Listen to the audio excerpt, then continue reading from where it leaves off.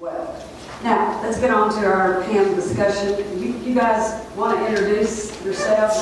Alan has sort of done that, but you want to talk a little bit about where you're from in Knox County and the area you represent? I think that. Is it on there? Yeah, it is. You sort of look at it, I'm low tech, it's green light means it on. Thank you for having us to be here today. This is the year, in my opinion, that the state of Tennessee will decide where it's going to go in education.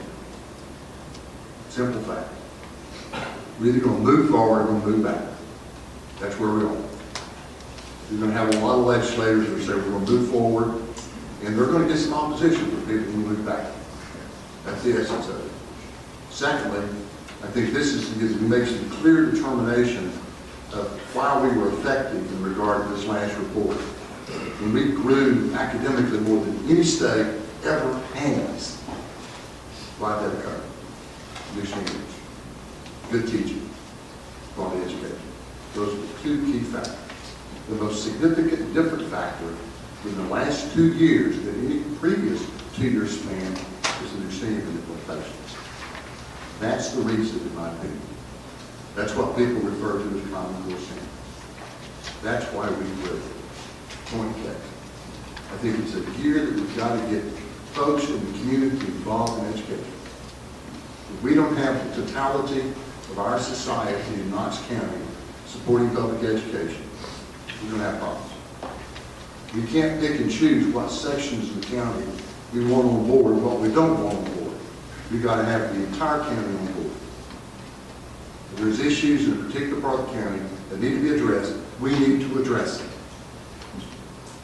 The third thing out there in regard to the aspect is enthusiasm.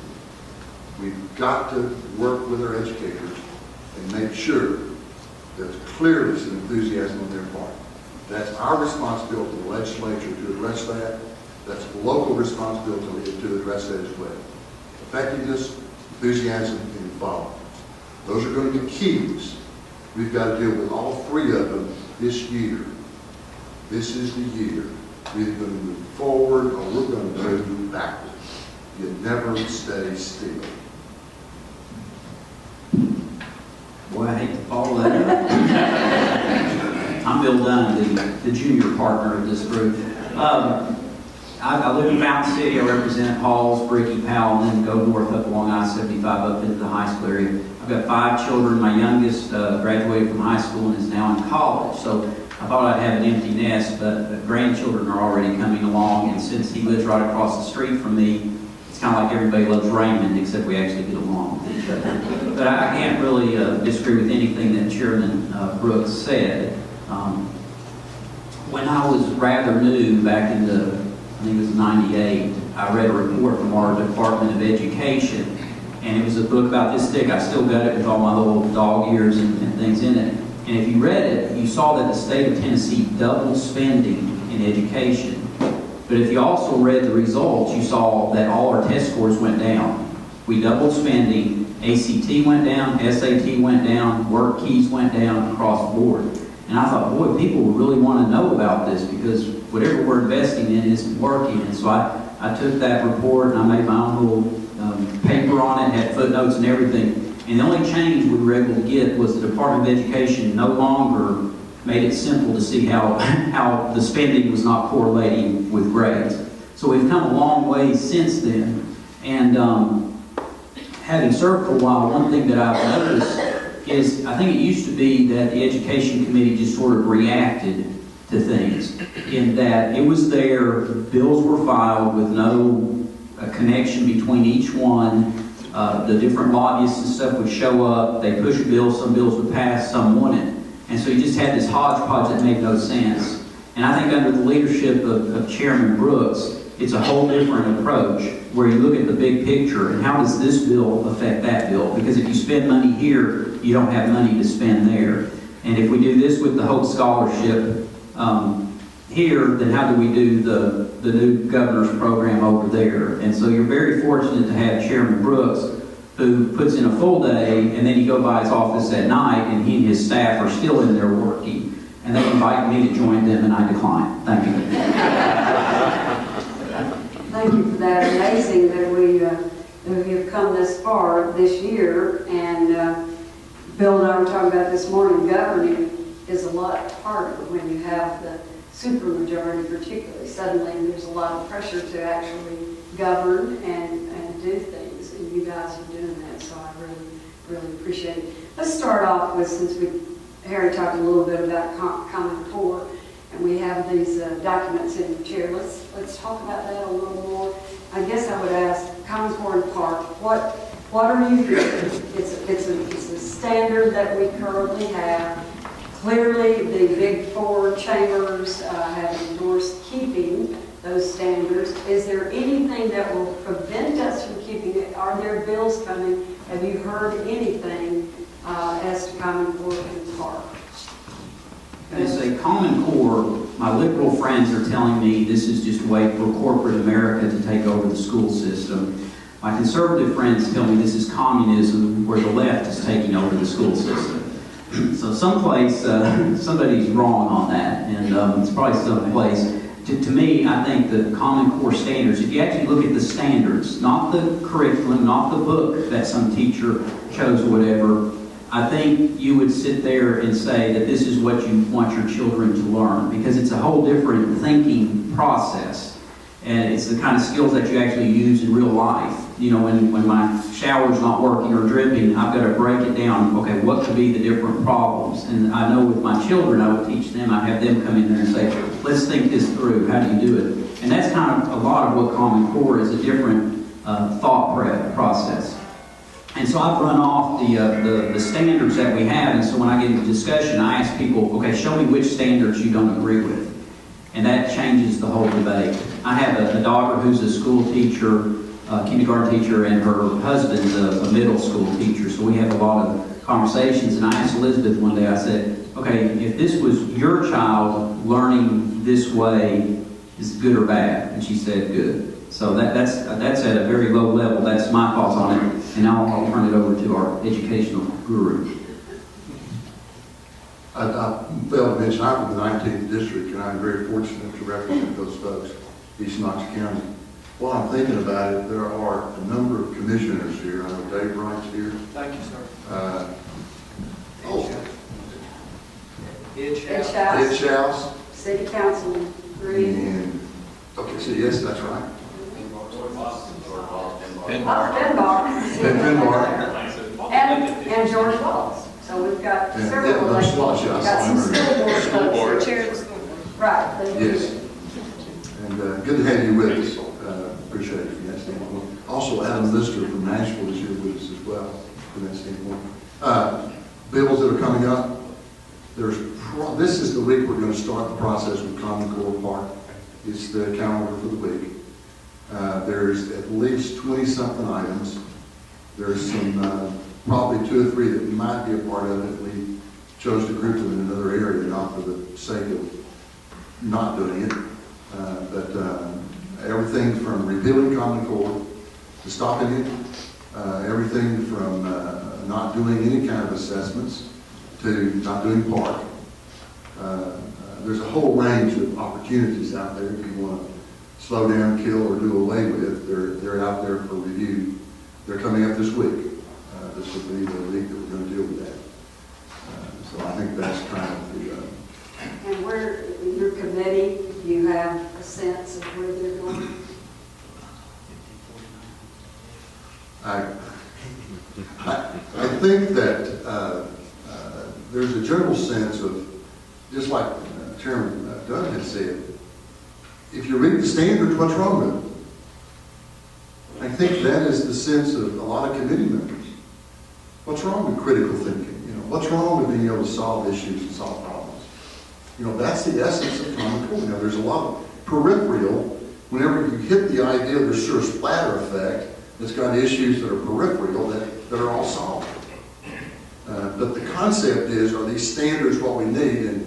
And these are standards that are college and career ready. We lose track of that fact in the midst of all this discussion. Why do we have these standards? College and career ready. Now, who can best determine college and career ready? Industry and higher education. That can who best determine it. So you've got those folks involved in it saying, hey, this is where we need to be. And keep in mind, these standards are basement standards. I'll probably bet you that the school board, as time passes, will raise those standards to fit their own particular needs. I know a lot of systems have already started that. Tennessee has gone beyond the 3 math courses. We're now with 4. A lot of this is standards were predicated we need 3. But, you know, we've already moved to 4. We've already moved to a lab science, which, you know, but keep in mind, these are basement standards. If they're not rigorous enough, jack them up. That's the key from that standpoint. So, Neil? I've actually got one of the bills that we heard next week. It's House Bill 1549, and it's designed to address some of the concerns that people have, and hopefully that they can settle down, because if we're willing to put in law to take care of their concerns, we will. For example, the bill will deal with that Tennessee is in control of its own standards. This is not coming from Obama, Washington, D.C. This is, Tennessee has developed these. It's coming from Tennessee. Number 2, that any substantial changes in the future or adoption of other ones, the Senate and the House committee needs to know 60 days ahead. So we can hold hearings, we can look at it, and we can make our recommendations as, the representatives of our districts on this issue. And then it deals, there's a lot of concern about data collection. What kind of data will be collected? Who gets to see it? Is it sent to Washington, D.C.? And so there'll be a large portion that deals with data collection. And so hopefully some of these groups that are opposed to it will see that we are putting in law language that will take care of their concerns, and that will help the process as we go along. If you have questions on before we move on to a different topic, please feel free to ask them while we're on specific topics here. Just one comment. Chairman Dunn's bill will be the lead bill in reference to resolving the peripheral issues. He clearly stated, as he said, Tennessee's in charge. That's a key piece that, and I appreciate Chairman Dunn taking the lead on that. All right. Thank you. Any questions about Common Core park assessment? Speaking of peripheral issues, appointed superintendents is back as our elected superintendents as always is back being discussed again. Just your thoughts about that? Elected superintendents. First, I want to recognize the folks from UT. Yeah. Chancellor and the President are here. Mr. Chancellor, President Pedro, there he is in the back. Yeah. I was going to introduce him when we talked about our next issue. They may want to kind of comment, the Chancellor Chief and President Pedro from that standpoint. The question, again, was about elected superintendents. Okay. Is it back? It's always there. It's never going to go away. I represent the 19th district.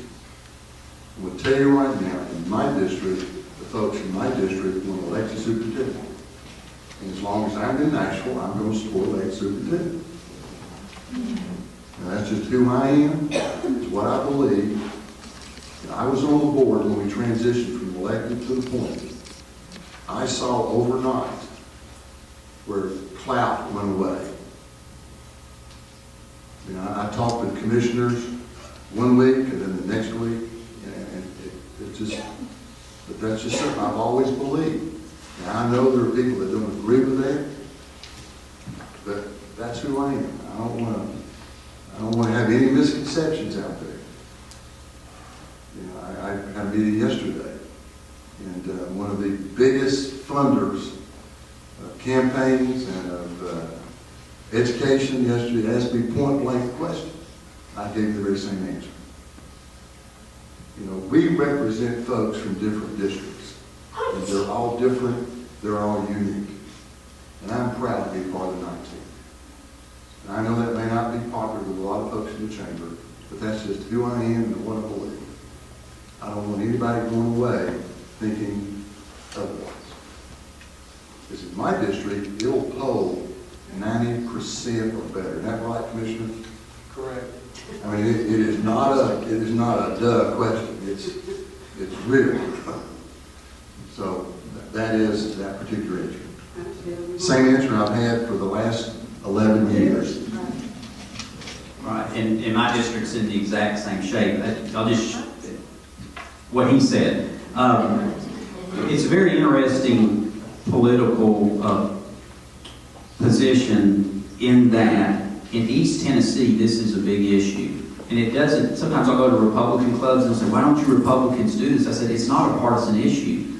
The Democrats in East Tennessee, therefore elected superintendents, as are the Republicans. Once you get into Middle and West Tennessee, this isn't an issue. When we talk to our colleagues, it's like that's not even on the radar. So there's something going on why East Tennessee, this is far more important, whether it goes back to the Civil War and all that, I don't know. But it's real. If you talk to our colleagues in Middle and West Tennessee, it's not an issue. And so you've got 2/3 versus 1/3, and even before Common Core, I know 2/3 is greater than 1/3, so I think I know where the bill is going to go. Well, thank you for your candor on that, Mike. Chairman, as you said, you were on the school board when it flipped. How would you describe the amount of influence you had as in representing your district when you went from serving an elected autonomous superintendent to one who worked for you? I know there, when we had the election, I think Mr. Morgan was elected and became appointed by the board. The two observations. First, Morgan came in with a huge vote. Huge vote. Commission responded to that issues. But there were particular circumstances, Commission understood that this fellow had 65% of the vote. When he became appointed, then all the political clout moved to the board. Now, collectively, did we as a board have the same level of clout? At that time, we didn't. I don't know today. You all better judge than I am. I don't know. But at that time, we did not. We immediately lost influence in reference to the legislative body, because you've got to have a strong partnership with the legislative body and the two legislative bodies. You've got to have a good partnership. The communities that have developed a get-along kind of approach are effective in education. There are some communities that it's a constant war. It is killing their economic development. I've had several school systems, several legislative bodies come tonight and say, we need help. We can't figure it out ourselves. There's one county north of here that literally, when a business came in and said, we are not coming to your county, and the reason is, you folks don't understand education and you're fighting each other. That message rang out real clear. I'm going to tell you, overnight they changed. When they lost about 500 jobs on a facility, in a facility that was industry ready, had all the infrastructure, I mean, it was a huge loss. So back to that point, I think, in my experience, now I don't know what it is today. I can't judge that today. I don't know. Transition. Now, my district, it didn't change the impact of me being a state school board member in my district. I don't think that changed a bit. Mike, you want to follow up? Was I saying it? Is that enough? No, I'm good. Thank you. Any other questions about this, or we move on to some other Yes, topics? I'd like to raise a question there. We all have had experiences with superintendent so-and-so or principal so-and-so that was extremely good and influences our thinking. But help me get over the question from a civics or the organization of government's perspective. It does make sense to me to have an elected officer reporting to an elected board.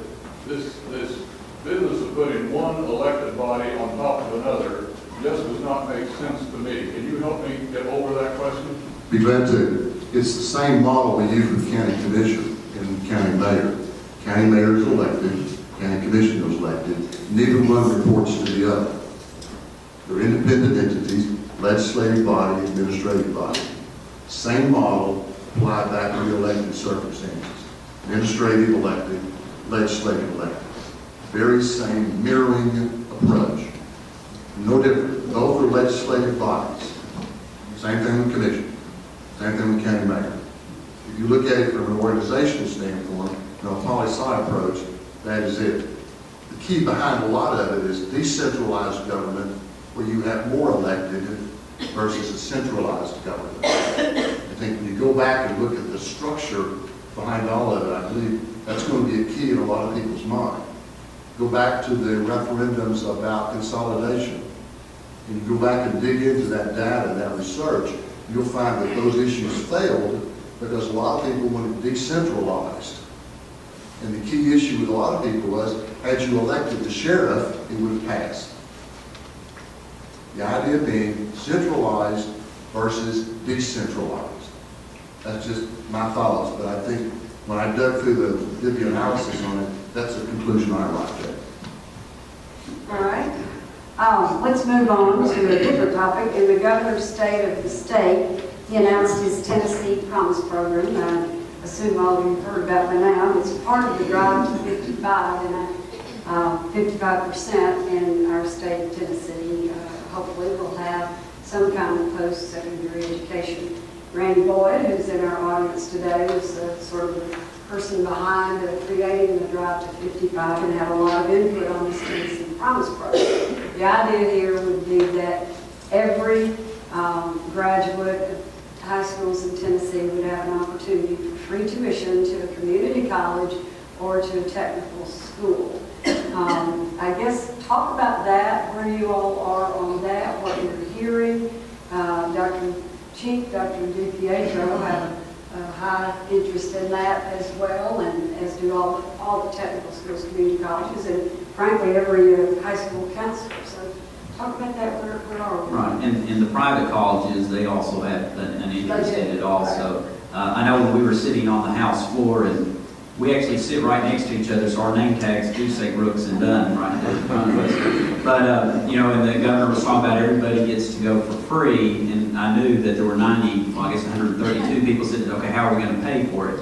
And then he went into how they were going to take the proceeds from the lottery and start a fund that, and so that was the funding part. Then you start getting into the details. And this is where they're going to change how the amount of Hope Scholarship dollars, how a student will get it less early on, more later on. And I know I was talking to some members at private colleges, and they're afraid that $1,000 or so is going to make some students not want to go, that's the financial breaking point. And I know that the four-year institutions, they have some concerns also. So we're going to have to work through all that. One concern I have is that I think people at that age, when you get to be 18, 19 years of age, you need to have some skin in the game. And I don't think we need to make it so simple that you get to go for free so they have nothing to lose. Now, I know you're going to have to fill out the FAFSA, which is skin in the game. Anybody who's had to fill out a FAFSA, I've had to do it for 5 children. So at least they are going to have to do that. But I'd like to make sure that someplace in there that, yes, we help these children who come from families who've never thought like this, and this allows them to think, I can go further and get a higher degree or certificate. But someplace we've got to make sure that they've got some skin in the game so that once they get there, they've got something to lose so that they'll complete the journey. I agree with what Chairman Dunn said, the aspect of looking at a way to maybe like pay back or something. I don't know. There's that discussion going on. Second discussion going on as to the private's financial impact that Chairman Dunn had mentioned. That's an issue. And we're looking at ideas to resolve those kinds of concerns. So those two things are there. There's great support in reference to the concept of growing the number of certificates and degrees. Huge support philosophically with that. There's a way to fund it. It's funded very effectively. That, is a big piece of the puzzle. But I think it's well received. It will be a game changer for a lot of people's lives. A lot of people's lives. Now, you think back to people you know that all of a sudden they were the first in their family to go to college or higher education, post-secondary, whatever you might do. Game changer, right? Same thing's going to occur with thousands of people across the state, so.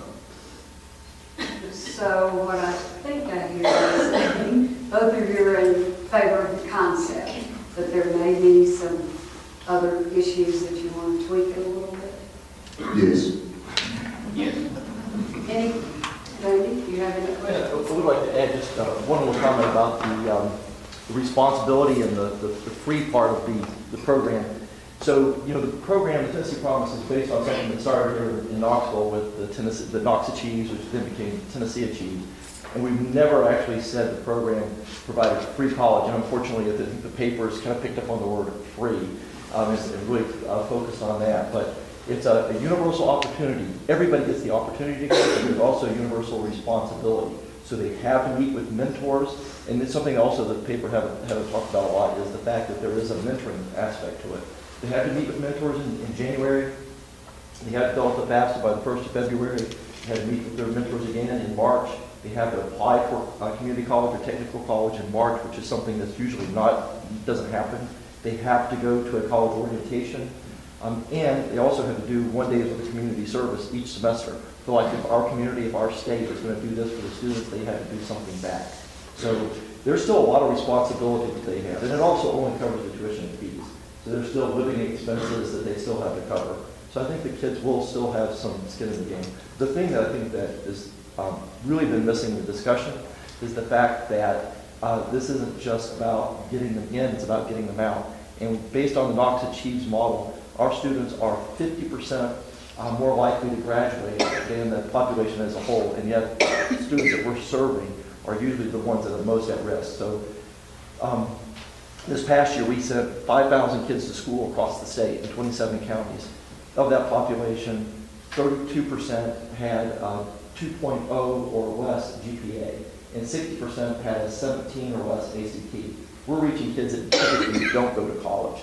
So that's why I know when we think about some of the schools that are worried about students shifting from one to the other, we're really, the only way we ever get to 55% is broadening the net and bringing more students into the system. And this is what this is more about. It's not about just shifting from one school to another, but broadening the net and bringing more students into the pipeline. Dr. DeVito? I'll make a comment or two.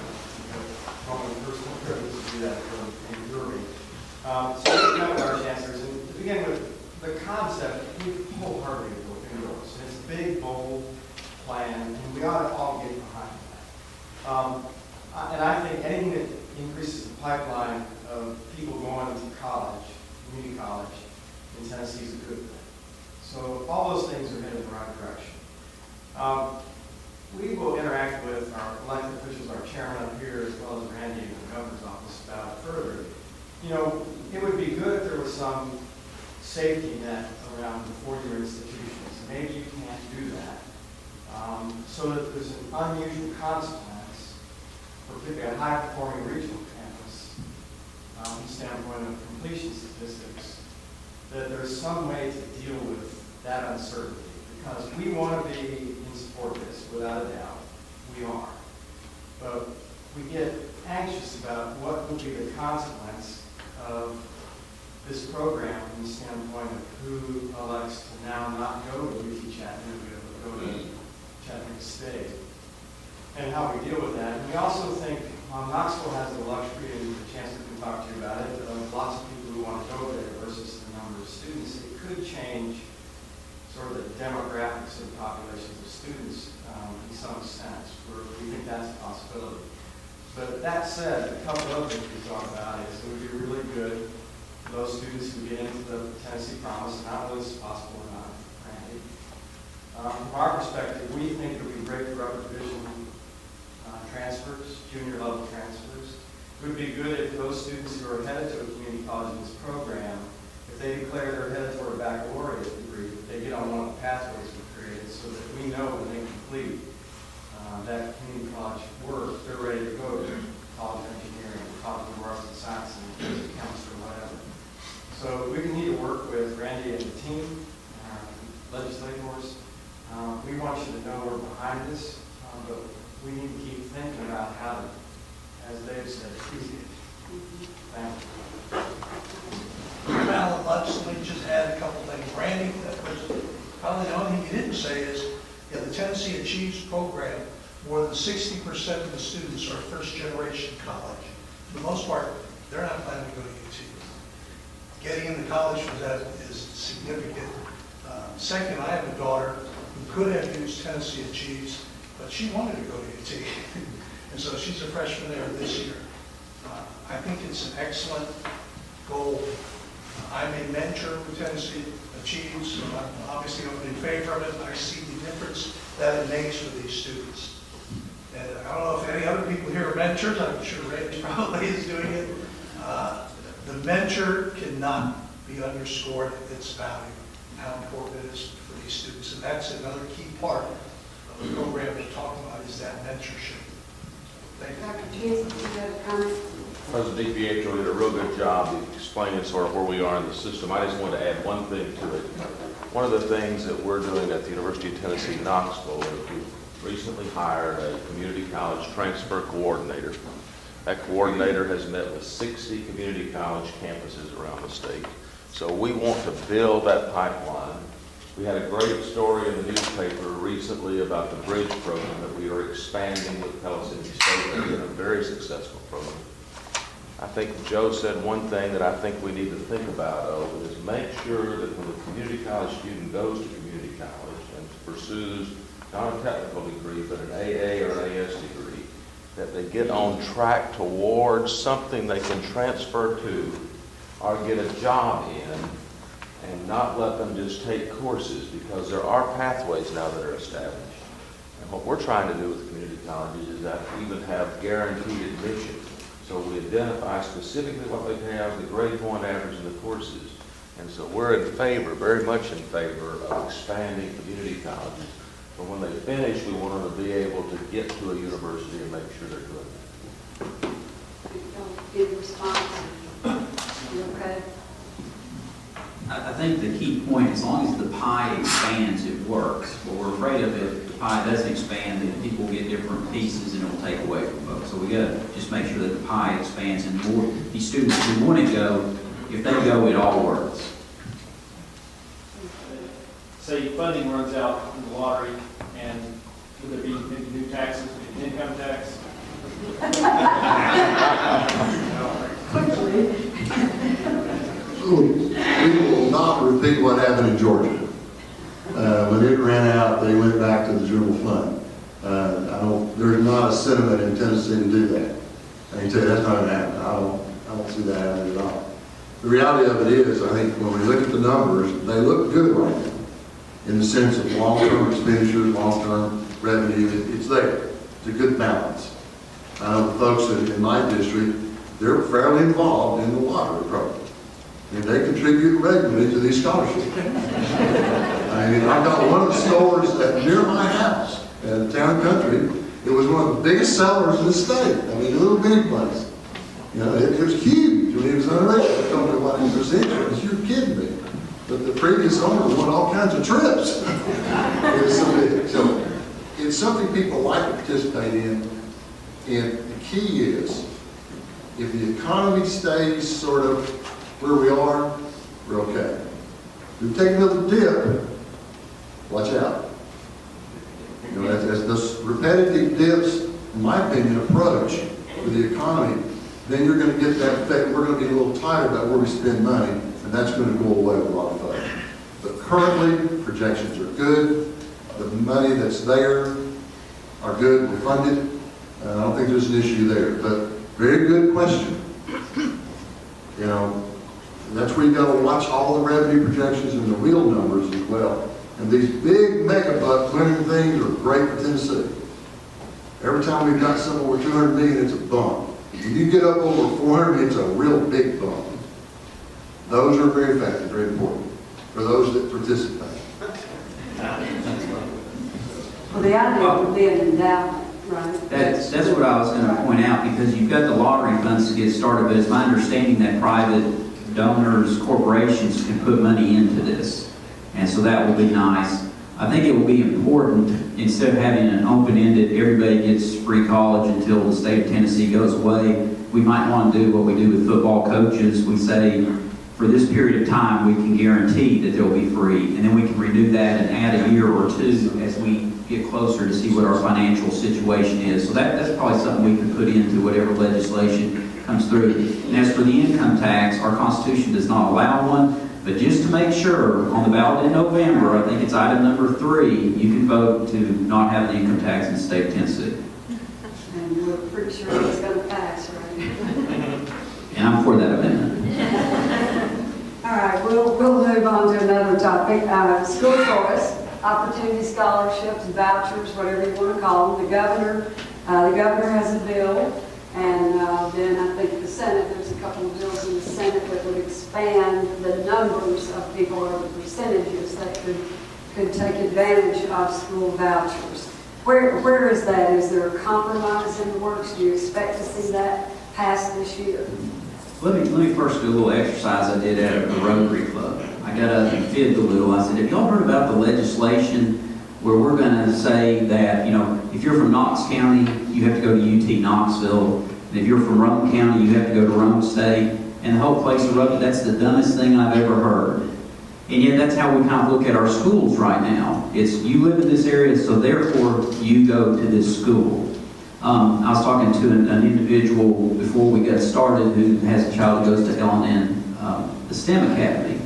And one thing they mentioned, because we were talking about what a wonderful school it is, and they brought out that, you kind of have skin in the game in that you've chosen to go there, and so you're more apt to pay attention and that sort of thing. And so I think with the opportunity scholarships, and the governor has asked me to carry that bill in the House, which I'm very happy to do, he is focusing on the schools that are failing. And when I say failing, we're talking about only like 5 to 15% of the children are proficient. So another way, 85 to 95% of the kids are not proficient in what they need to know. And so he is starting with those high priority schools. Now we're trying to turn those schools around, but there's so many, it will be years and years and years before we can do that. So in the meantime, we're giving some parents the opportunity to find a place that might be a better fit for their child. There are caps in this. The first year it's $5,000. The next year it'll be $7,500. I think then it goes to $10,000. $20,000 is the final cap. On the numbers of students. That can do it in the first year. And so right now where the negotiations are, there are those who are, they don't feel like with the parameters of who can qualify, they won't get to the 5,000. So what they're trying to do is find out how can you tweak that definition so that there's a better chance that 5,000 people will participate. So then you can actually do a study and you've got the numbers to see how it works. Anyways, I know the governor spent a lot of time, a whole summer, having the experts come in, look at it, talk about it, and I think he's come up with the right approach, and hopefully that the legislature will agree with him. Mr. Chairman, it was come through your committee eventually. About everything in Nashville comes to education. It's already passed our committee. It's in finance currently.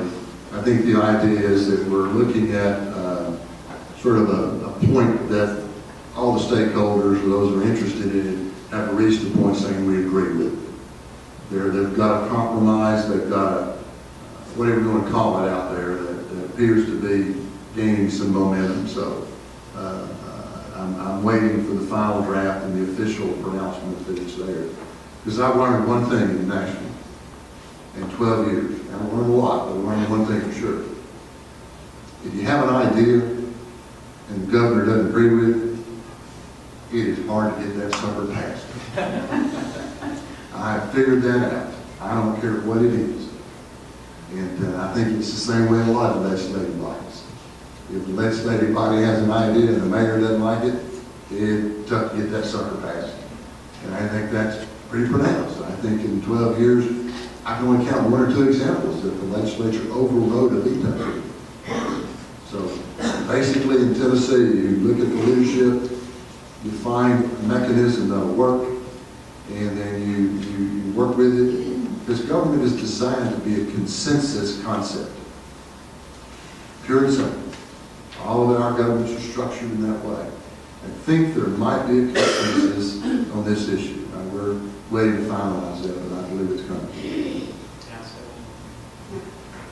On the other hand, if it's the governor's bill, it sure is a lot easier to pass, and so that's why I like to carry his legislation. In fact, I think I'm carrying 3 of the governor's bills this year. The Hope Scholarship that we do in higher education is a very similar concept in that it's public dollars, and we tell the families, now you pick the school that's going to meet the needs of your child. And so it works, and it hasn't put UT out of business, even though Maryville College, a private school, can get some of this money. So it's working great at higher ed, and all we're saying is let's try it in K through 12.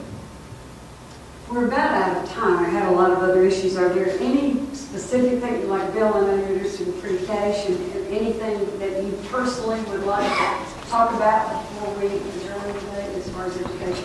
Yeah, it's very interesting that we're talking about the different initiatives that the legislature and the governor is taking. One thing that the governor did not expand was pre-K. And he may take some grief for that, but actually if you look at the statistics and the reports that are coming out, he's really being wise use of money. Vanderbilt, a study was done about 3 or 4 years ago on the Tennessee program, which is considered a high-quality program. And the comptroller hired a firm to look at the statistics of it, and it came out, and I've shared it with this group before, by the 3rd, 4th, and 5th grade, the kids who went to pre-K did worse in every category. The kids who we spent the money on did worse. Vanderbilt said, well, that study's flawed, we're going to do our own, we're going to do one of these great studies, randomization, we're going to follow the kids, we're going to do this. And in August, they came out with a report. Obviously, the first year, the children who had 1 year of school did better than the children who did not have any school. That shouldn't surprise anybody. But here, this is directly from their report.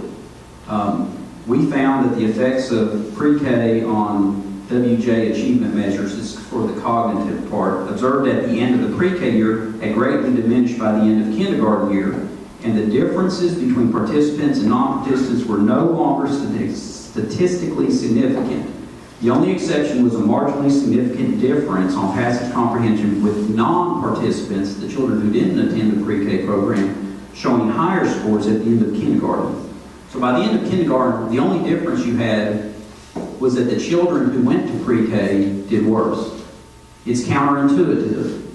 The same thing happened in the 1st grade. So some people say, well, yeah, but they learned social skills and some other things.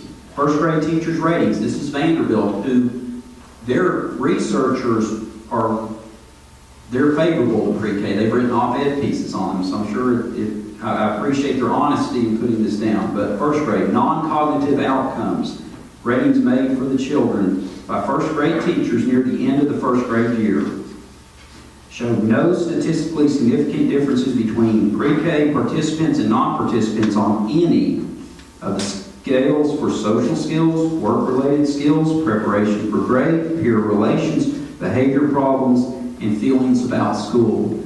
And I've been a big advocate for looking at this program because when it first came out, I thought it was good until I started doing my research and found out the claims are based on very, very bad science. Very bad science. It's scientific malpractice if you ask me. I want the United States to do great, but I want Tennessee to do better. And in the competition, it's good for Tennessee to be #1. And so if we're spending our resources where they need to go, we're going to zoom ahead of everyone.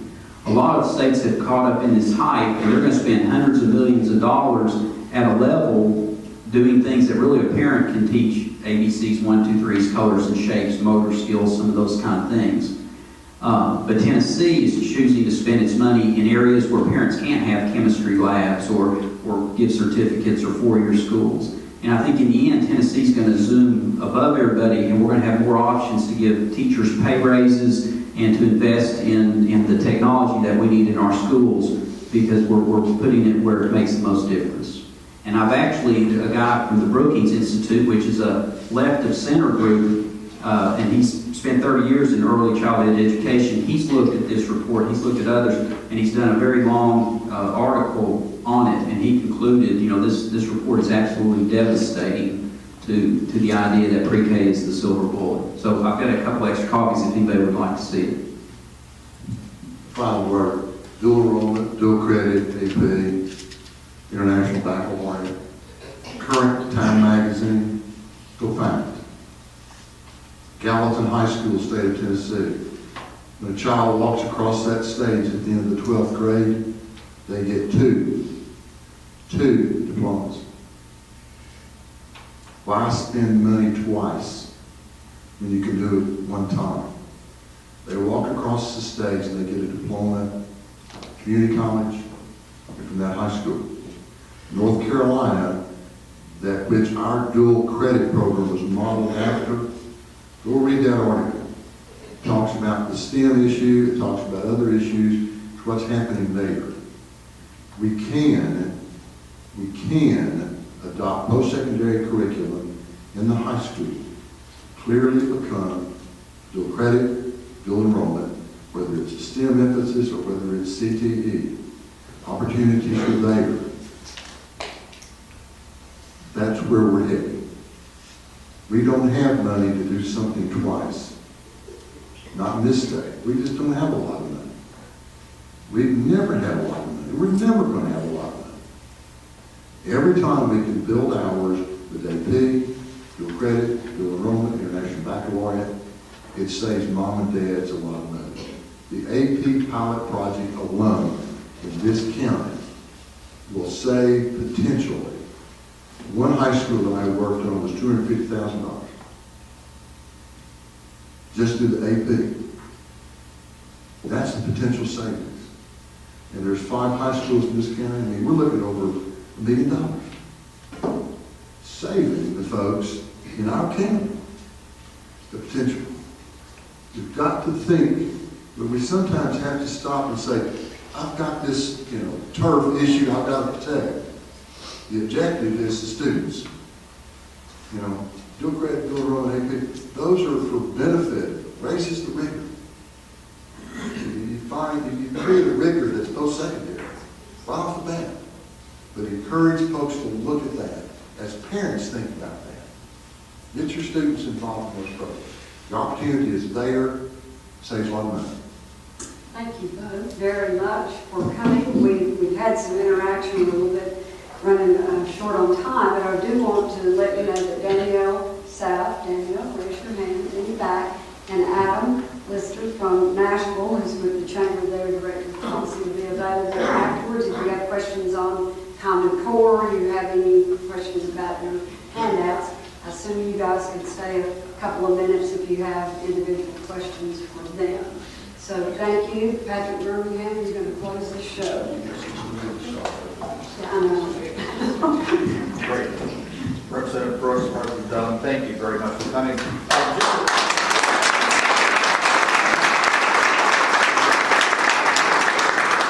Well, Susan, thank you for moderating, and Alan again for the support of AT&T.